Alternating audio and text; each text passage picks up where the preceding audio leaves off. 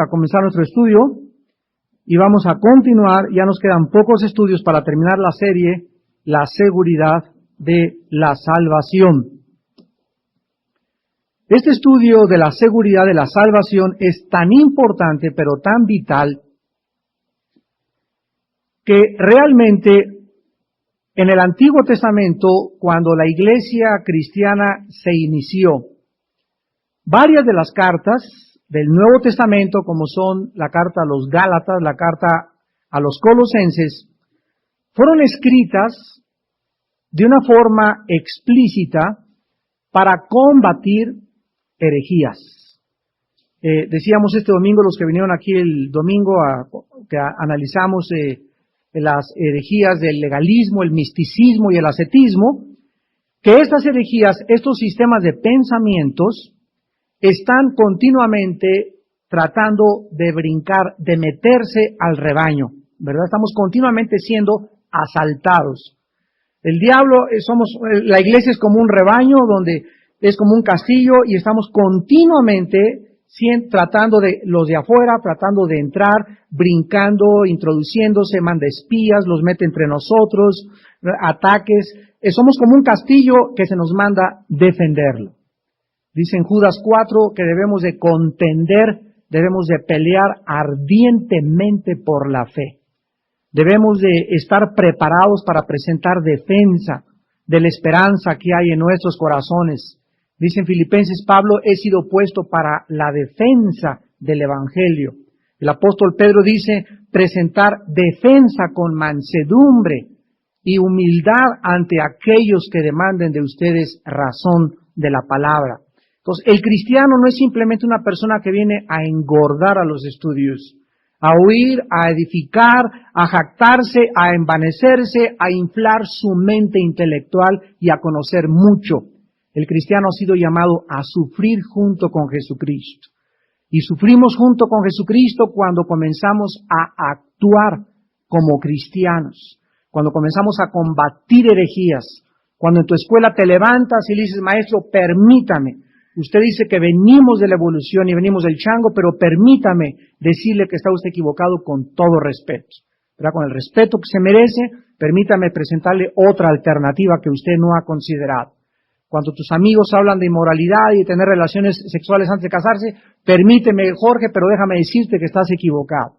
Me vas a llamar santurrón y lo que tú quieras, pero vas a tener consecuencias muy graves en tu vida si tú sigues con este estilo de vida. Entonces nosotros tenemos que estar continuamente exhortando, hablando, presentando defensa. Hay ahorita una corriente maléfica dentro del cristianismo, donde los cristianos no dicen nada, no es que yo no me quiero meter con esa persona, tal vez la vaya a lastimar, tal vez vaya a pensar mal, no me quiero meter con su vida, y esto no es lo que Cristo nos vino a enseñar. La Biblia dice, las heridas del amigo son fieles. Fieles son las heridas del que te ama. Inoportunos los besos del que te aborrece. Más vale reprensión manifiesta que amor en oculto. Entonces, si nosotros somos cristianos, tenemos la obligación de hablarnos la verdad, de decirnos la verdad, de estar continuamente exhortándonos y a la gente que no es cristiana, de alguna u otra forma, decirle, ¿verdad?, con humildad y con mansedumbre, la forma en la que la Biblia puede transformarlos si ellos se rinden a la sumisión a Jesucristo. Pablo escribe Gálatas y Colosas para combatir herejías. La principal herejía que se introdujo al cristianismo se les llamó a estos falsos maestros judaizantes. Y un judaizante es una persona que dice que la muerte de Cristo no fue suficiente, que la muerte de Cristo no bastó, que se necesita para la salvación, aparte de tener a Jesucristo, hacer otras cosas, cumplir con otros ritos o con otras ceremonias religiosas. Esto se llama judaizar. ¿Por qué se llama judaizar? Porque en el Antiguo Testamento los judíos, para poder ser aceptados, tenían que hacer sacrificios, tenían que cumplir con ritos, tenían que hacer ciertas ceremonias, tenían que tener ciertas festividades. Y la relación entre lo que cumplieran y el cumplimiento de si eran judíos estaba íntimamente relacionado. Ahora que estamos nosotros bajo el nuevo pacto, los ritos ceremoniales del antiguo pacto ya no tienen vigencia en el nuevo pacto. Si ahorita en el nuevo pacto alguien quiere celebrar la Pascua o la fiesta de los tabernáculos, lo puede hacer. Nosotros celebramos hace poco en el centro cívico la fiesta de Sukkot, la fiesta de los tabernáculos. ¿Qué quisimos hacer con esto? Solamente una representación más vívida de lo que es realmente la adoración a Dios. Pero de ninguna manera esa fiesta es para acercarnos a Dios o para creer que esa fiesta tenemos que volver a repetirla para poder salvarnos. Si alguien no la quiere celebrar, no hay ningún problema. Dice Colosenses 2:16 y 17, ya nadie los juzgue en cuanto a comida o bebida, días de fiesta, luna nueva o días de reposo. Cosas de las cuales son sombra de lo que ha de venir, pero la realidad es Jesucristo. Entonces ya nosotros no tenemos por qué cumplir con ritos ceremoniales.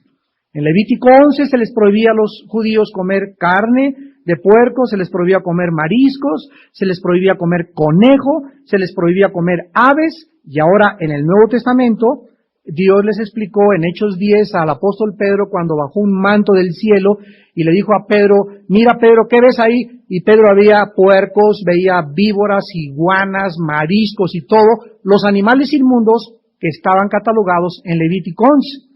Y cuando Pedro ve esa visión en Hechos 10 se asusta y oye una voz del cielo que le dice, lo que yo he limpiado, ya no lo llames inmundo. Todo nos es permitido ahora, mas no todo nos conviene. ¿Puedo comer puerco bajo la nueva ley? Sí, sí puedo comer puerco. La pregunta no es si puedo comer puerco, la pregunta es si me conviene comer puerco. A ver si me entienden. Entonces, si alguien tú ves que coma puerco, no es pecado que coma puerco si esa persona no tiene problemas con colesterol o no está pasado de grasas o no ha pasado de los 40 años. Pero si ha pasado de los 40 años de edad y tienes problemas de colesterol y comes puerco 3 veces a la semana, estás pecando. ¿Por qué? ¿Porque comes puerco? No, porque estás atentando contra tu salud.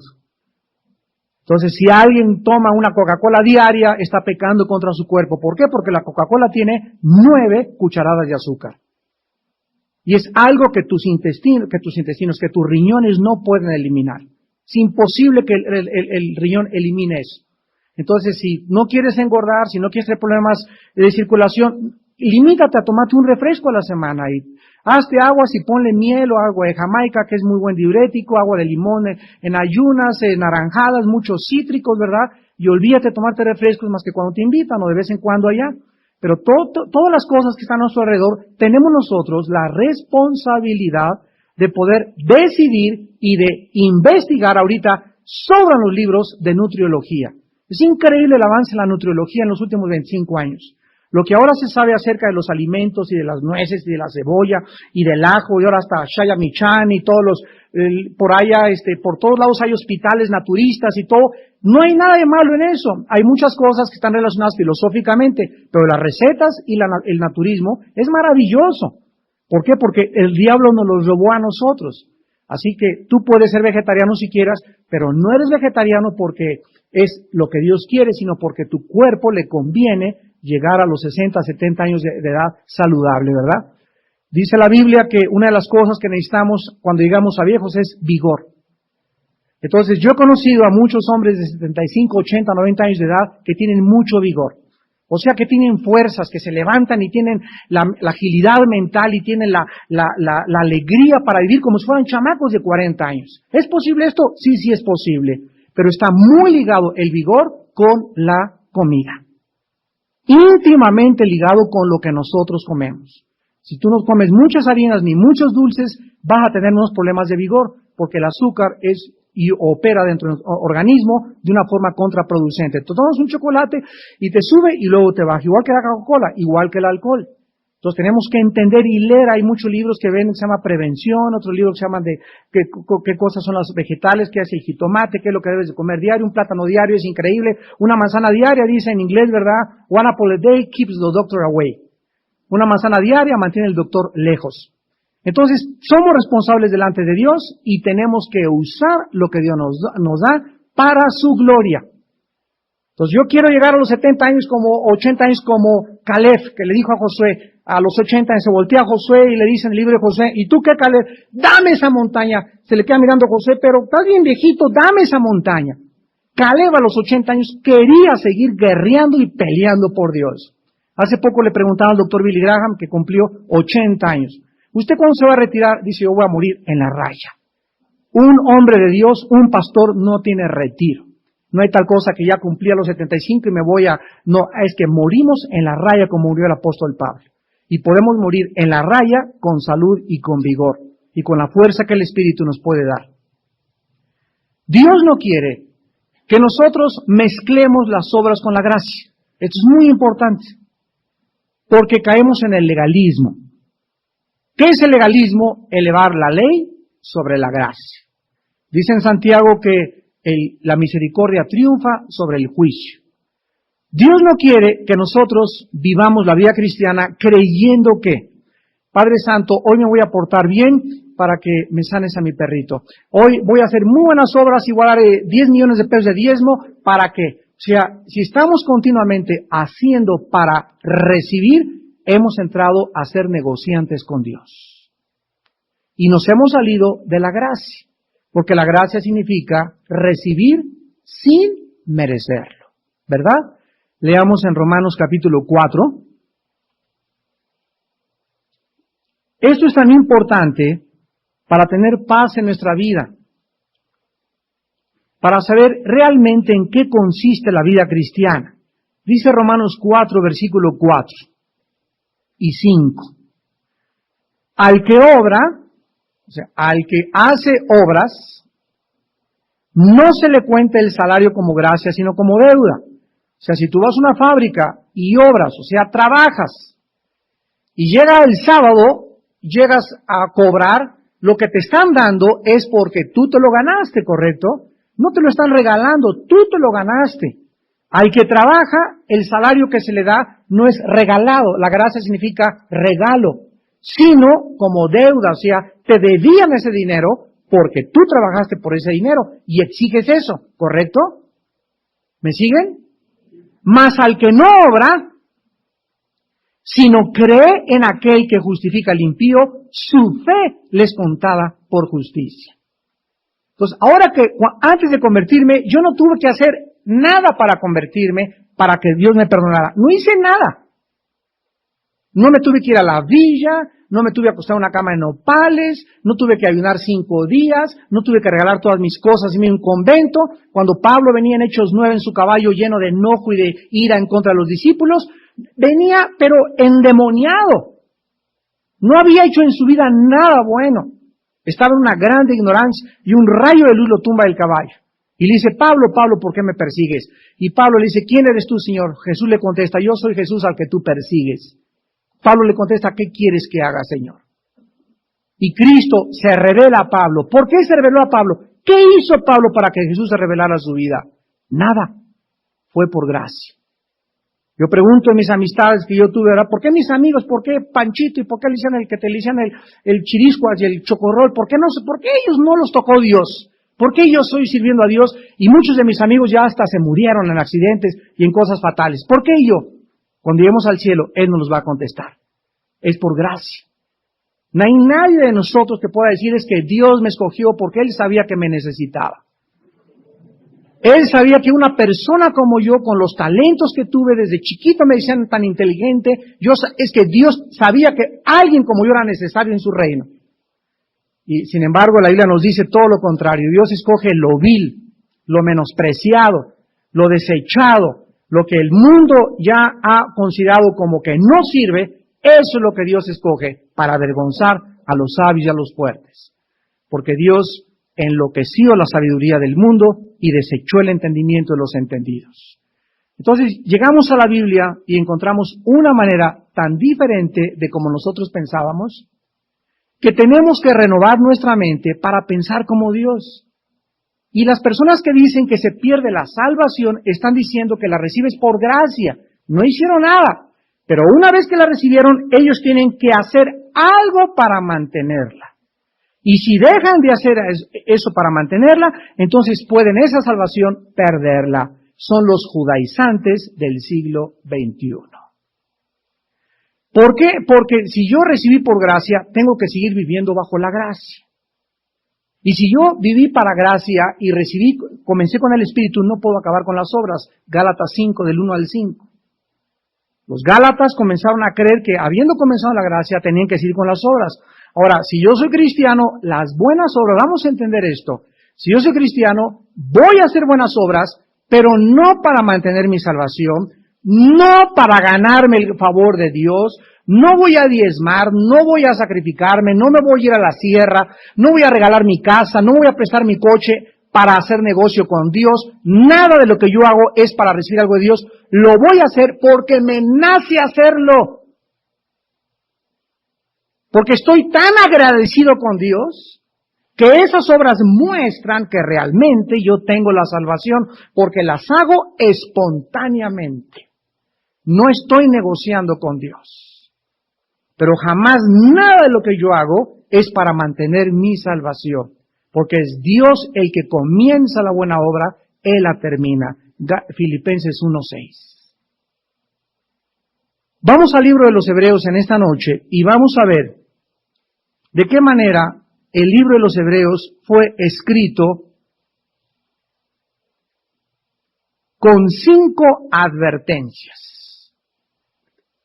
3 de estas advertencias en el libro de los Hebreos forman parte de los cristianos que creen que se pierde la salvación, como Hebreos 2. Vamos a comenzar con Hebreos 2. Y nuestro propósito es en esta noche analizarlos para descubrir lo que realmente están diciendo. Ningún versículo de la Biblia fue escrito sin un propósito específico. Por ejemplo, Lucas fue escrito para proveernos una cronología exacta de la vida de Jesús. Lucas 1, del 3 al 4, ahí lo explica el doctor Lucas, el propósito de por qué escribió el Evangelio de Lucas.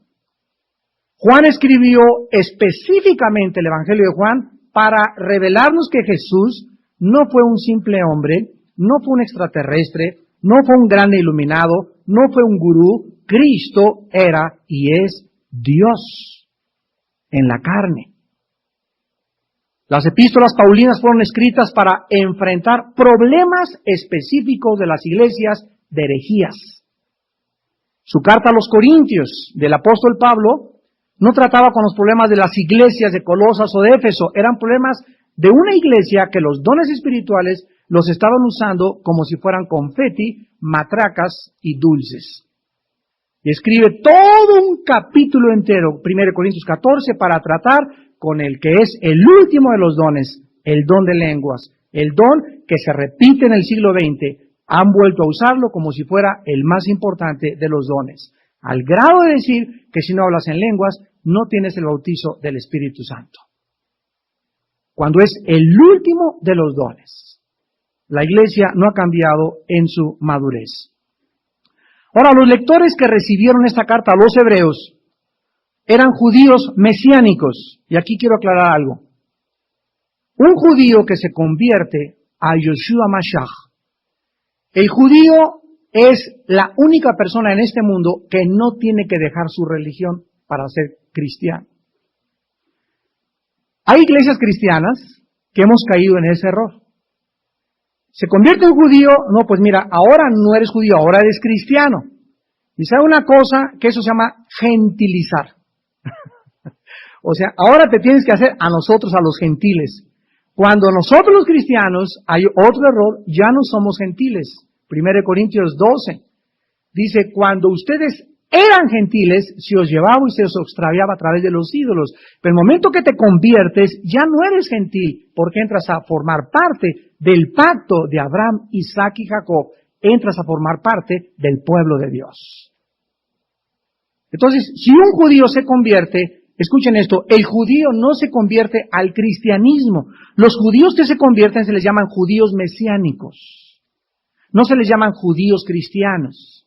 Porque nosotros los queremos cristianizar, comenzando con la palabra cristiano, que se usa solamente una vez en Hechos. Y ese título no fue dado por los apóstoles, fue dado por el mundo. Cuando dice, a esos se les llamaba cristianos. A los cristianos realmente se les conocía como los del camino o los de la secta del camino. Porque la palabra secta en aquellos días no se usaba como se usa actualmente. Actualmente se usa la palabra secta para describir cualquier grupo que no está de acuerdo con Roma. mas no es el significado que realmente tiene en la palabra de Dios. Entonces, estos judíos, a quienes se les mandó la carta a los hebreos, tenían un problema en su corazón. Eran judíos y se habían convertido a Jesús el Mesías. Ellos no tenían por qué dejar el judaísmo. Lo que tenían que dejar del judaísmo eran las prácticas ceremoniales y litúrgicas del judaísmo. Pero el judaísmo es Abraham, Isaac y Jacob. Entonces, un judío no deja el judaísmo porque las raíces del cristianismo es el judaísmo.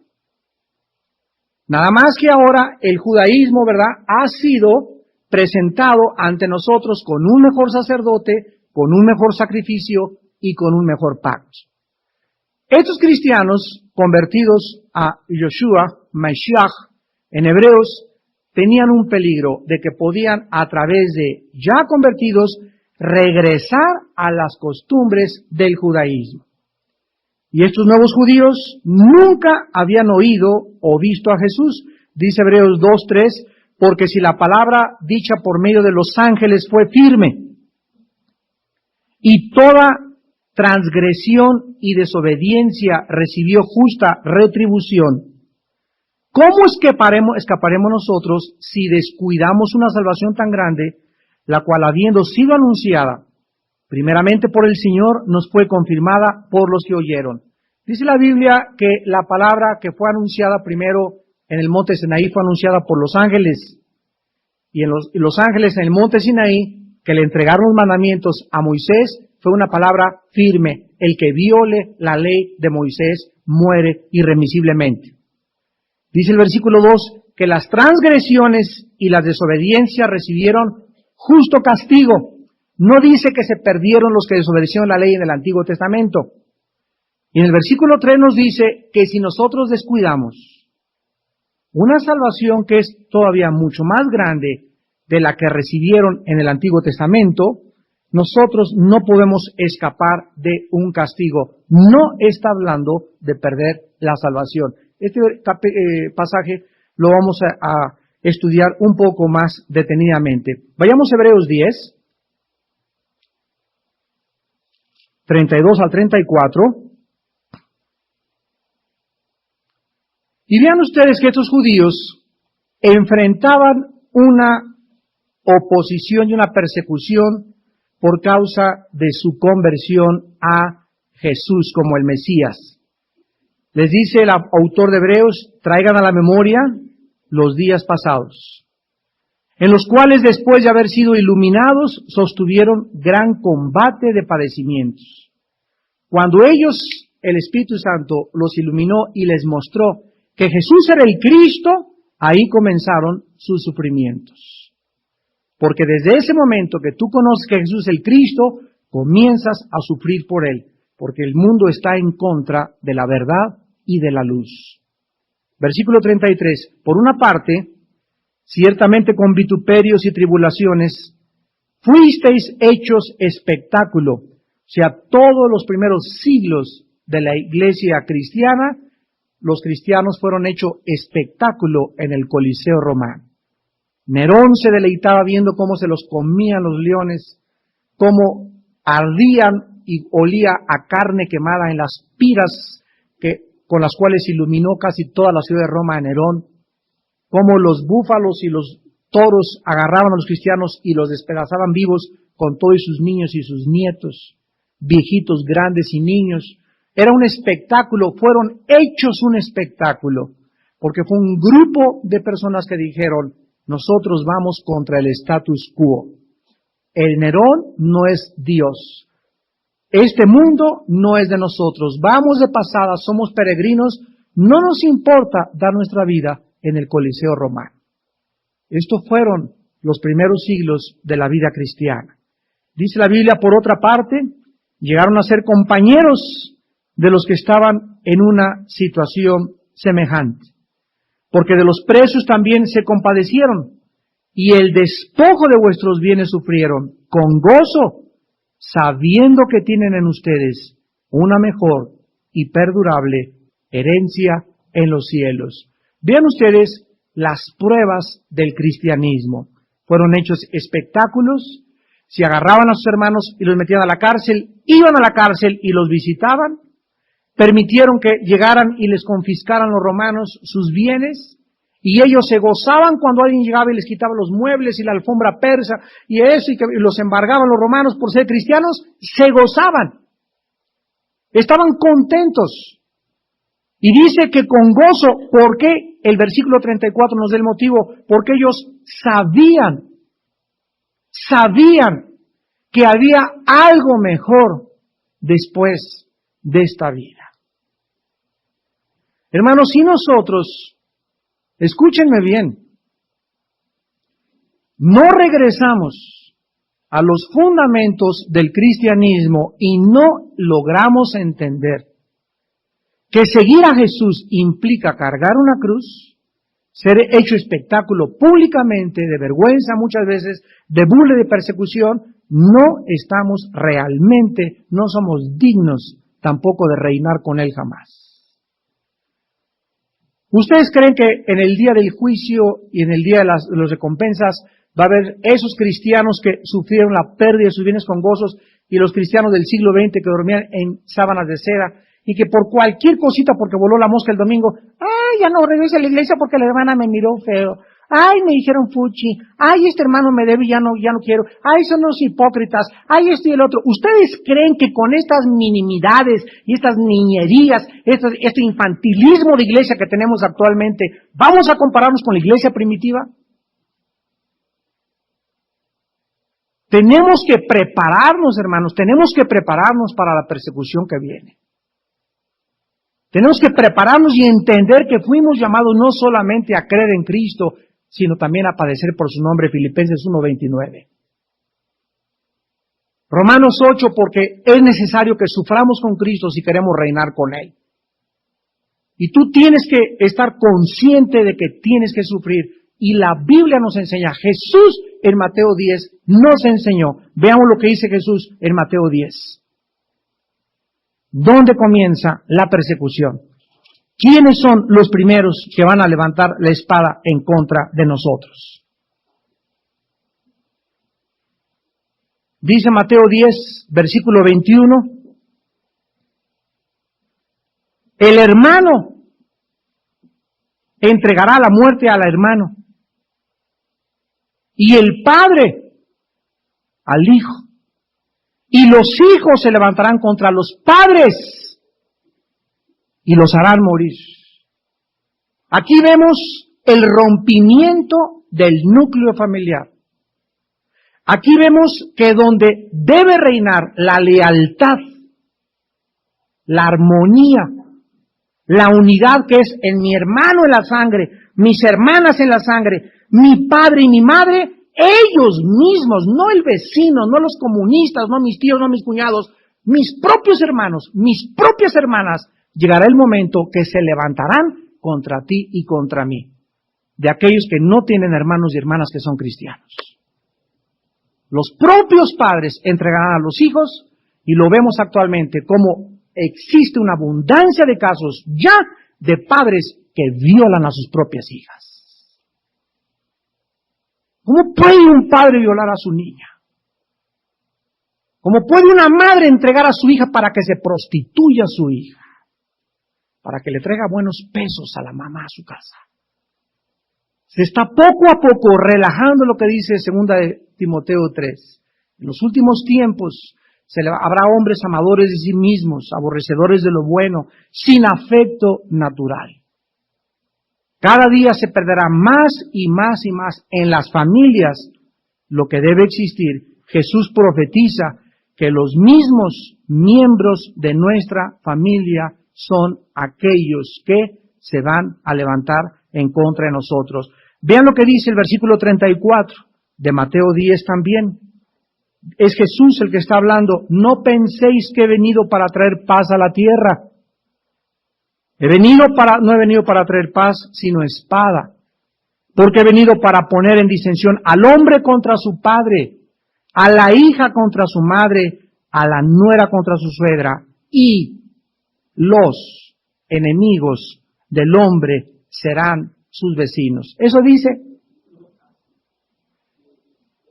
Los más grandes enemigos los tienes en la propia casa donde tú y yo estamos viviendo.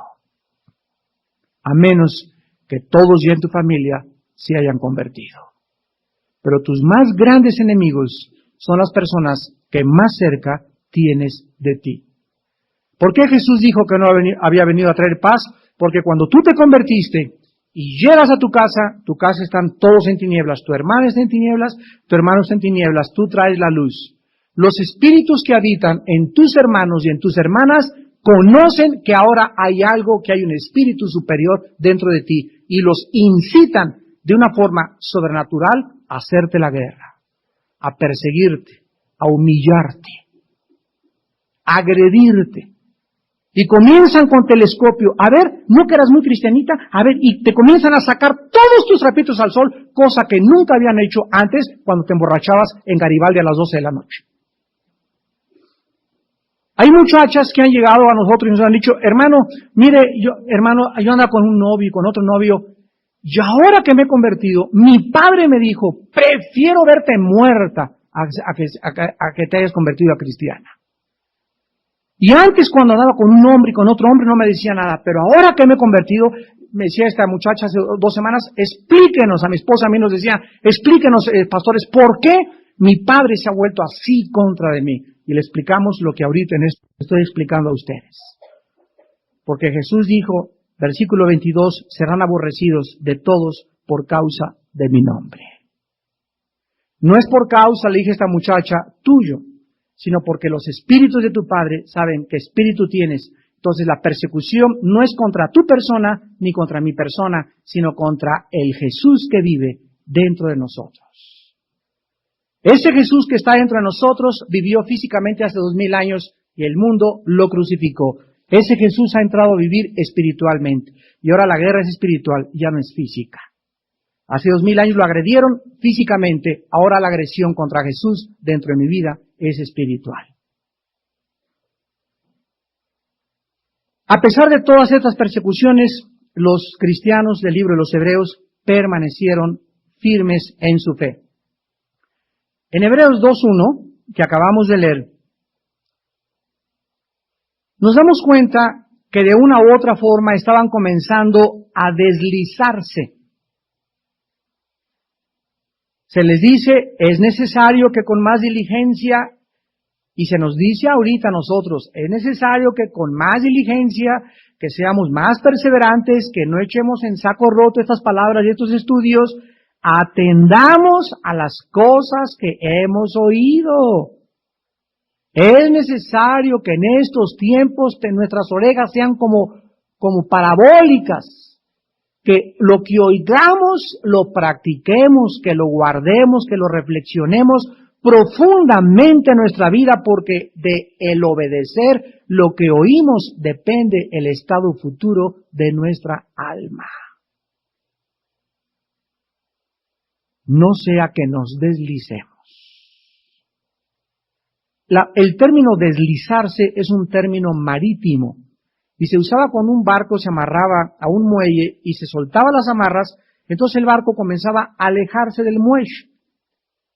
Entonces, una persona que no está, Jesús dijo, si vosotros permanecéis en mí y yo permanezco en vosotros, vean la reciprocidad. Si yo permanezco en Jesús y Él permanece en mí, pidan todo lo que quieran y les será hecho. Porque separados de mí, nada podéis hacer. Separarse de Cristo es comenzar a deslizarse. ¿Cuándo comenzamos a separarnos de Cristo? ¿Cuándo comenzamos a vivir como Pedro comenzó a seguir de lejos a Cristo? Por eso le traicionó 3 veces Pedro y le negó 3 veces, porque lo comenzó a seguir desde lejos. ¿Cuándo comenzamos a separarnos de Cristo? Cuando comenzamos a dejar nuestra comunión con Él todos los días, en la mañana, en nuestro devocional, en la noche, antes de acostarnos, a las 11 de la mañana cuando estás en tu trabajo, te paras, vas al baño 10 minutos, estás 10 minutos con el Señor. Mientras más busquemos durante todo el día, más tiempo tengamos con el Señor, más cerca viviremos de Él y más protegidos estaremos. Si nosotros nos oímos una cosa y nos sale por este oído, nos vamos a comenzar a deslizarnos. Y entonces viene la advertencia, primero en Hebreos. Entonces, si aquellos que oyeron a los ángeles y oyeron a los profetas, Dios se los cuerió, ¿cómo escaparemos nosotros? ¿Escapar de qué? Aquí dicen que se puede perder la salvación, pero dice, ¿cómo escaparemos si descuidamos una salvación? La salvación que se nos ha entregado es como un jardín que nosotros tenemos que regar, que cortarle la mala hierba, que no es solamente llame la salvación, ya soy salvo, no. Yo tengo que cuidar con temor y temblor mi salvación. No por perderla, sino por evitar que yo pueda alejarme del Señor y perder la comunión con Dios y ser disciplinado por el Señor. Aquí se nos comienza, pues, en el libro de Hebreos a advertir de que no es posible regresar a el judaísmo y a las obras y no olvidarnos de qué es lo que Cristo nos quiere enseñar. Vayamos a segunda de Pedro, que está ahí junto a Hebreos, sigue Santiago y luego sigue Pedro, segunda de Pedro 3.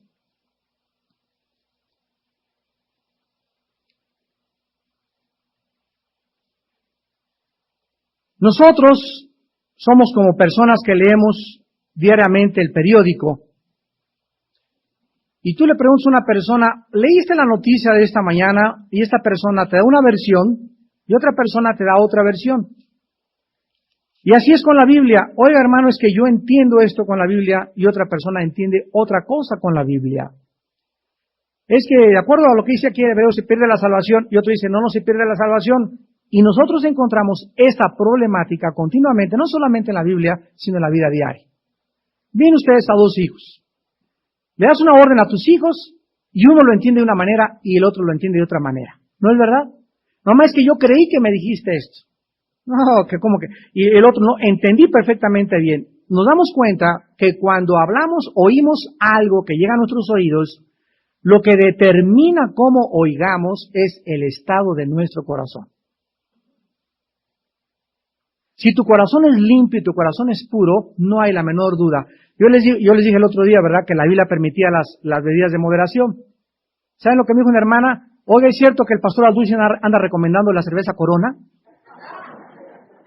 Bueno, ni siquiera la Corona mencioné, ¿no? Que recomiendo la negra modelo, ¿no? Pero así la gente tuerce la palabra de Dios. Y comienzan a decir algo que uno no ha dicho, pero es que así es la naturaleza humana. Porque Jesús dijo, fijaos cómo oís. Pero ¿por qué se tuercen? Por la condición de nuestro corazón. Dice segunda de Pedro capítulo 3, versículo 15 al 16, tengan entendido que la paciencia de nuestro Señor es para salvación. Como también nuestro amado hermano Pablo, según la sabiduría que le ha sido dada, os ha escrito, casi en todas sus epístolas, hablando en ellas de estas cosas, entre las cuales hay algunas difíciles de entender. Hay muchas cosas en la Biblia muy difíciles de entender. Bueno, estas cosas difíciles de entender, los indoctos y los inconstantes tuercen, como también otras escrituras, para su propia perdición. Veamos las características de la gente que tuerce o invierte lo que se le dice. Los indoctos. ¿Quién es un indocto? Es una persona que no tiene la suficientemente preparación para poder juzgar. Ese es un indocto. Si yo voy a tomar clases de aritmética y no sé cálculo diferencial y me pongo a juzgar al maestro que esté equivocado, el maestro me va a decir, mira, tu juicio proviene de la soberbia. ¿Cómo puedes tú creer que tú puedas saber más que yo? Entonces, tu juicio es equivocado. Déjame explicarte lo que es los quebrados para que entiendas el cálculo diferencial, pero no me juzgues antes de que acabe la lección. Pero así estamos, ¿verdad?, continuamente en todas las áreas de nuestra vida.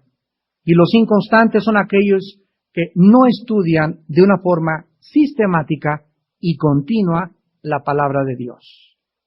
La Biblia son 66 libros y yo no puedo trazar una doctrina de Hechos 2:38, el que se bautice y crea será salvo, y decir que el bautizo es necesario para la salvación. De un solo versículo no puedo trazar una doctrina. Tengo que tomar 1 Corintios 12:13, tengo que tomar Hechos, tengo que tomar otros libros para que ya juntas todas las piezas del rompecabezas, el cuadro sea claro. Si tú quieres estudiar Apocalipsis, es imposible estudiar Apocalipsis sin estudiar Ezequiel y Daniel. No se puede, porque son 3 libros íntimamente relacionados, ya que Apocalipsis contiene más del 60% de escrituras que provienen del Antiguo Testamento. Tú no puedes estudiar Hebreos sin estudiar Levítico y estudiar Deuteronomio y estudiar Éxodo y estudiar Números, porque el libro de Hebreos es el resumen del Antiguo Pacto del Antiguo Testamento. Entonces, si no estudiamos la Biblia así, poniendo lo espiritual con lo espiritual, precepto sobre precepto, línea sobre línea, eres un inconstante. Y comienzas ya a hablar y comienzas a decir y comienzas a discutir cosas que ni siquiera tú has entendido. Entonces tenemos que profundizar la palabra. Yo les he insistido que cómo podemos nosotros ser cristianos si no sabemos el libro de Romanos. El libro de Romanos es la estructura, la columna vertebral de todo el cristiano. Si tú nunca has estudiado el libro de Romanos, versículo por versículo, no tienes fundamentos. Es como un matrimonio que se casa y compran un cuadro, y compran la puerta, y compran una sala, y no tienen la casa. Entonces, hay cristianos que van a un seminario de liberación, a un seminario de profecía, a esta escuela de acá, a esto por allá, y agarran por todos lados. Y no está mal eso, siempre y cuando antes de hacer eso tengas fundamentos. Porque si no te vas a dar una atolondrada, ¿verdad? Y no vas a saber exactamente qué agarrar de una cosa y qué desechar de otra cosa. Cuando tienes fundamentos puedes ir a todos los seminarios, porque ya sabes qué creer y qué no creer. Esto ya lo sé, lo hago a un lado, esto me aprovecha. Y ya no critico a nadie porque todos tienen imperfecciones, pero todos tienen algo que aportar a mi vida cristiana. Entonces, ahí es cuando comenzamos a volvernos maduros en Jesucristo. Y por eso es tan importante todos los tipos de seminarios y todo tipo de eventos de mujeres, de liberación, de profecía, de esto y el otro, porque todos forman parte de nuestra madurez en Cristo. Pero si no tienes la estructura, la columna vertebral, el fundamento, no vas nunca a poder realmente ser un cristiano docto y constante en la palabra de Dios. Vamos a terminar con Hebreos 9.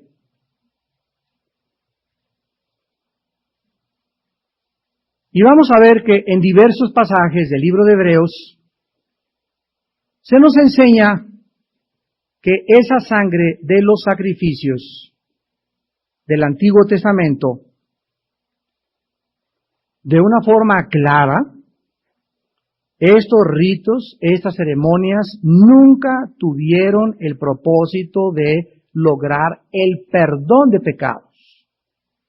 Los sacrificios del Antiguo Testamento cubrían los pecados.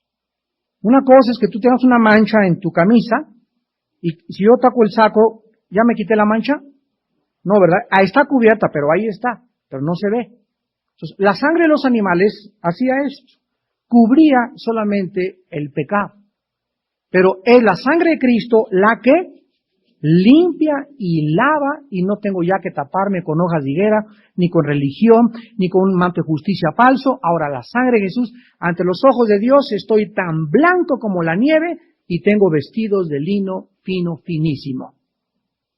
Entonces la sangre de los Antiguos Testamentos cubría, no perdonaba. Esto es importante entenderlo. Dice Hebreos 9, 26 y 27.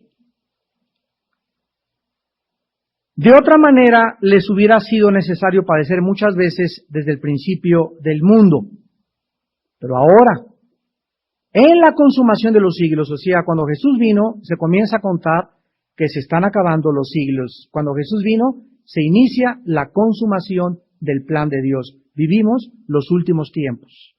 En la consumación de las épocas o de los siglos, está hablando de Cristo, se presentó una sola vez. Hace 2000 años ya no va a volver a morir en la cruz, ya no van a volver más sacrificios. Una sola vez Jesús murió para siempre. Por el sacrificio de sí mismo para quitar de en medio el pecado. La muerte de Cristo quitó de los ojos de Dios mi pecado para siempre. Los que cometí en el pasado, los que cometí ahora y los que cometeré en el futuro. El pecado está solucionado con la muerte de Jesús en la cruz. Versículo 27, y de la manera que esté establecido a los hombres, que mueran una sola vez, después de esto el juicio. Si nosotros creyésemos que todavía se necesitan sacrificios, se necesitarían sacerdotes todavía continuamente. No sé cuántos de ustedes sepan, y lo digo con mucho respeto y no quiero ofender a nadie, qué cosa es la misa. Es importante saber eso. Pregúntale a toda la gente que tú conozcas qué es la misa. No vas a encontrar una persona entre 100 que te diga qué es la misa. Te van a decir, es la Eucaristía, es la elevación de la hostia, etcétera, etcétera, y no es ninguna de esas cosas. La misa, de acuerdo al Concilio de Trento, es el sacrificio de Jesucristo por los vivos y por los muertos. Cuando el padre o el cura entraba al altar, y cuando entra continuamente, se quitó del latín porque nadie entendía nada, y entraba toda la gente y todo era un misterio, ¿verdad? Todo estaba rodeado con un ascetismo, un misticismo tremendo. Ahora ya se dice en español, pero cuando entraban al altar decían en latín, introibo al altare Dei adeum qualificat juventutem meam, en latín. Yo me lo sé eso en latín porque yo fui acólito. Todavía me acuerdo de todas las respuestas y toda la misa me la aprendí en latín. Yo quería ser cura también cuando era niño. Me educaron en el colegio de lasallistas y mi anhelo siempre fui muy místico, quise ser cura, ¿no? Entonces todavía recuerdo el latín que aprendí en aquella época. ¿Saben lo que quiere decir? Introibo al altare Dei, me introduzco al altar de Dios para introducirme con los sacrificios por los vivos y por los muertos. La Biblia dice lo contrario, que Jesús murió una sola vez y para siempre. Entonces vean esto, aquí está la cruz. Con eso terminamos. El micrófono es la cruz. Aquí está el Antiguo Testamento, aquí está el Nuevo Testamento. Antes de la cruz había sacrificios, los sacerdotes tenían que sacrificar para cubrir los pecados. Jesús hace un solo sacrificio y detiene, para y dice, es suficiente, el mío es el final y definitivo. Soy tan perfecto que mi sacrificio es suficiente. De Cristo para nuestros días, ya la Biblia nos muestra que nadie puede hacer otro sacrificio, porque el sacrificio que hiciéramos nunca opacaría el de Jesús. Entonces, el de Jesús es el sacrificio supremo y fue para siempre y una vez. Y ahora ya no hay sacrificios, ahora hay obediencia. Ya no hay peregrinaciones, ya no hay chicotazos, ya no hay nada de liturgia, no hay nada. Ahora es obediencia nada más en el Espíritu y libertad en el Espíritu. Entonces, ¿qué pasó con Roma? Roma se brincó la cruz y siguieron haciendo los sacrificios que hacían los sacerdotes levíticos bajo el antiguo pacto. Roma sigue viviendo bajo el antiguo pacto. Y cuando alguien se muere, se le da una misa que se llama gregoriana para sacarlo del purgatorio. Cuando alguien vive, se le ofrece una misa al difunto para sacarlo del purgatorio o para abogar por él. Y dice Hebreos 9:27, de la manera que esté establecido para los hombres que mueran una sola vez y después de esto el juicio. De acuerdo a la Biblia, no hay oportunidad alguna después de la muerte. Una sola vez vas a morir. Esto niega la reencarnación y niega las misas gregorianas. La Biblia es drástica, penetrante, radical. No hay nada que regresamos y que en un cochino, en un rinoceronte, que Buda fue la reencarnación de Gautama, quién sabe qué, y que Hitler, no hay nada de eso. Todas esas filosofías vienen del Oriente, no tienen ningún fundamento en la palabra de Dios. De acuerdo a la Biblia, tú mueres hoy en la noche, jamás en la eternidad vuelves a tener las mismas oportunidades que en esta vida, en esta noche, Dios te está ofreciendo. Por eso dice la palabra, cuando oigas su voz, no te endurezcas, porque hoy es el día en que Dios te dice, ven a mí. Oremos. Señor, te damos gracias por tu palabra, porque la exposición de tu palabra alumbra nuestros ojos. Solo en tu luz veremos la luz. Gracias por guiarnos con tu espíritu y por quitar las escamas de nuestros ojos y por iluminar nuestro entendimiento. Gracias por una salvación tan grande que no podemos descuidar. Si la descuidamos, vamos a deslizarnos. Y si nos deslizamos, Dios al que ama disciplina y azota a todo el que recibe por hijo. Porque si se nos deja sin disciplina no seríamos hijos, sino bastardos.